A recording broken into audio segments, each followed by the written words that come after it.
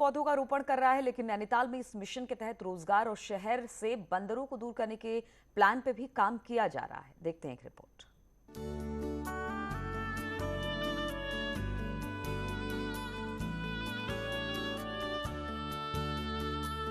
One महोत्सव के जरिए लोगों को रोजगार से जोड़ने की कोशिश की जा रही है। नैनीताल के गांव के आसपास करीब 1 लाख फलदार पौधों का रोपण किया जा रहा है। वहीं आंवला, अमरूद, जामुन के भी 50,000 से ज्यादा पौधे लगाने का लक्ष्य रखा गया है। इस अभियान में लोगों को भी जोड़ा जा रहा है। तो उसमें यही टारगेट हम लोगों ने रखा है कि फलदार वृक्ष ही हम लोग लगाएंगे। इसमें लगभग 1 लाख के करीब फलदार वृक्ष वन विभाग हमारे लगा रहा है और ग्रामीण विकास की तरफ से, बेसर संघ की तरफ से हम लोग फिर फलदार वृक्ष लगा रहे हैं। अगर आप देखेंगे ये टाकुला वाला एरिया है और आपका जौलीकोट जो नया पंचायत है, उसमें केवल हम जो है लगभग 50,000 के करीब आंवले के पेड़ लगा रहे हैं ताकि लोगों को इसको रोजगार भी मिले। वन्य जीव विशेषज्ञों का मानना है कि इस अभियान के तहत कंद मूल का भी रोपण किया जाए, जिससे वन्य प्राणी शहरों की तरफ ना आ सके।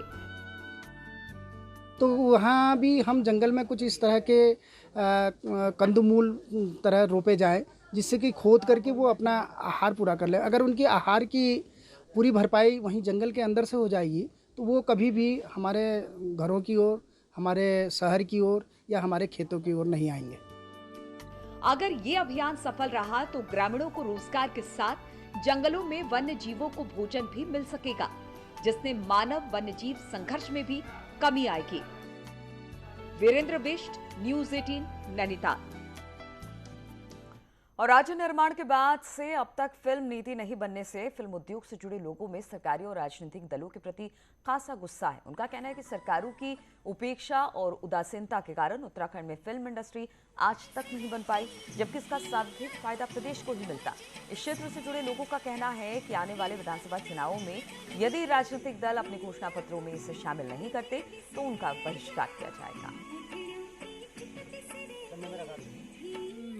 इस साल से अभी जो फिल्म उद्योग हो गया, फिल्म मेकर्स हो गए, कलाकार हो गए, संस्कृति कर्मी हो गए, ये तो ठगा महसूस कर रहे हैं। अभी तक किसी भी सरकार, जो भी सरकार आई, किसी ने इनकी तरफ ध्यान नहीं दिया कि फिल्म पॉलिसी बोर्ड, एक बोर्ड, आयोग, कुछ भी हो आपके पास एक बनना चाहिए। सरकार चाहे तो इनको, जैसे उद्योग है ये, आप उनको लोन दीजिए, वो आपसे भीख नहीं मांग रहे हैं, वो अपना हुनर दिखाएंगे आपको, लेकिन पहले आप उनको कुछ तो दें। लोग, उनके पास आर्थिक ही नहीं है।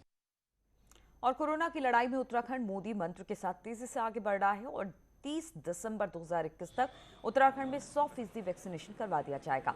ये कहना है सूबे के स्वास्थ्य मंत्री धन सिंह रावत का। ऋषिकेश में एक कार्यक्रम में शिरकत करने पहुंचे धन सिंह रावत ने बताया कि जल्द हम राज्य को 100% वैक्सीनेटेड कर दिया जाएगा।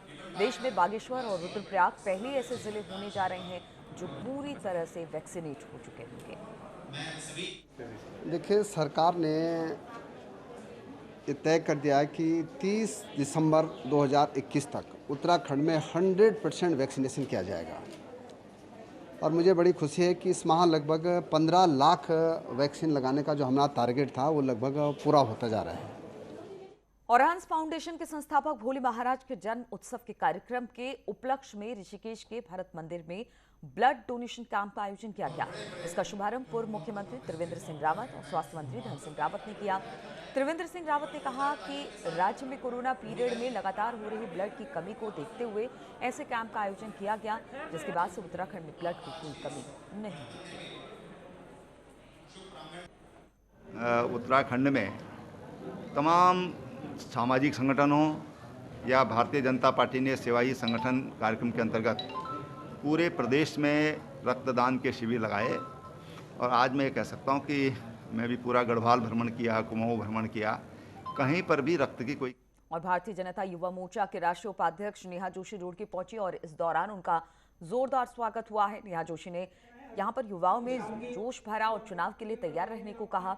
उन्होंने कहा कि 2022 में बीजेपी की सरकार में वापसी होगी और उन्होंने खुद को इतना बड़ा पद देने पर धन्यवाद जताया। मुझे भी पार्टी ने ये पद देकर बता दिया है कि उत्तराखंड में जो ऊर्जा है उस पर पार्टी को पूरा विश्वास है और इसी बल पर हम 2022 की लड़ाई जीतेंगे।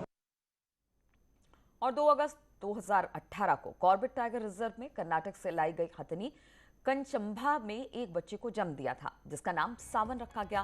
बीते साल कॉर्बेट प्रशासन ने सावन के बारे में जानकारी देने के लिए इसके सोशल मीडिया अकाउंट बनाने की घोषणा की थी। कॉर्बेट टाइगर रिजर्व ने सावन के नाम से फेसबुक में पेज शुरू किया है, जिससे कि लोगों को इसकी विभिन्न गतिविधियों के बारे में जानकारी होती रहे। कॉर्बेट टाइगर रिजर्व में एक हाथी का बच्चा जो है 2018 में पैदा हुआ था। कंचंबा एक हथनी जो कर्नाटक से लाई गई थी उससे, और बच्चों में वो खास करके काफ़ी फेमस है। तो इस सब को ध्यान में रखते हुए लास्ट ईयर हमने डिसाइड किया था उसका एक फेसबुक पेज बनाने का, तो उसकी कार्रवाई पूरी कर ली गई है। और रुकेंगे यहाँ पर छोटे से ब्रेक के लिए।